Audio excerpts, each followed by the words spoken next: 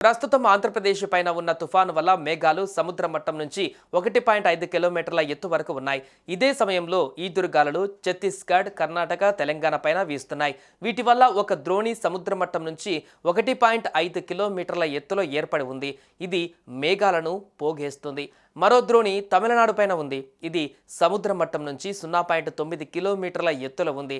దీని ప్రభావం మన తెలుగు రాష్ట్రాల పైన కూడా కనిపిస్తుంది. శాటిలైట్ అంచనాల ప్రకారం చూస్తే ఈరోజు ఉదయం నుంచి మధ్యాహ్నం వరకు తెలుగు రాష్ట్రాలలో వానలు పెద్దగా పడవు. కానీ మధ్యాహ్నం తర్వాత మొదలవుతాయి. ముందుగా రాయలసీమ, కోస్తాలో వానలు మొదలై అలా పెరుగుతూ సాయంత్రానికి హైదరాబాద్, ఉత్తర తెలంగాణలో కూడా కురుస్తాయి.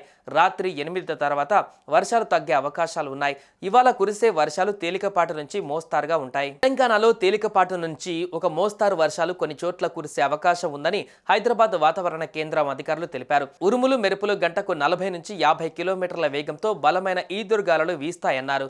వడగళ్లతో కూడిన వర్షాలు మంచిర్యాల, జగిత్యాల, పెద్దపల్లి, జయశంకర్, భూపాలపల్లి, వరంగల్, హనుమకొండ, జనగాం జిల్లాలలో అక్కడక్కడ కురిసే అవకాశం ఉందన్నారు. ఈ జిల్లాల ప్రజలు అప్రమత్తంగా ఉండాలని అధికారులు హెచ్చరించారు. ఆదిలాబాద్, కొమరంభీం, ఆసిఫాబాద్, రాజన్న సిరిసిల్ల, కరీంనగర్, ములుగు, భద్రాద్రి కొత్తగూడెం, ఖమ్మం, నల్గొండ, సూర్యాపేట, మహబూబాబాద్, సిద్దిపేట, యాదాద్రి భువనగిరి, రంగారెడ్డి, హైదరాబాద్, మేడ్చల్, మల్కజ్గిరి, వికారాబాద్, సంగారెడ్డి, మహబూబ్ నగర్, నాగర్ కర్నూల్, వనపర్తి, నారాయణపేట, జోగులాంబ, గద్వాల్ జిల్లాలలో ఉరుములు మెరుపులతో పాటుగా గంటకు 30 నుంచి 40 కిలోమీటర్ల వేగంతో బలమైన ఈదురుగాలులు వీస్తాయన్నారు. కొన్ని చోట్ల పిడుగులు కూడా పడే ఛాన్స్ ఉందని, వర్షం కురిసే సమయంలో బయటకు వెళ్ళకపోవడం మంచిదని సూచిస్తున్నారు. ప్రధానంగా పొలం పనులకు వెళ్లేవారు ఆరు బయట చెట్ల కింద ఉండకూడదని వాతావరణ కేంద్రం అధికారులు హెచ్చరిస్తున్నారు.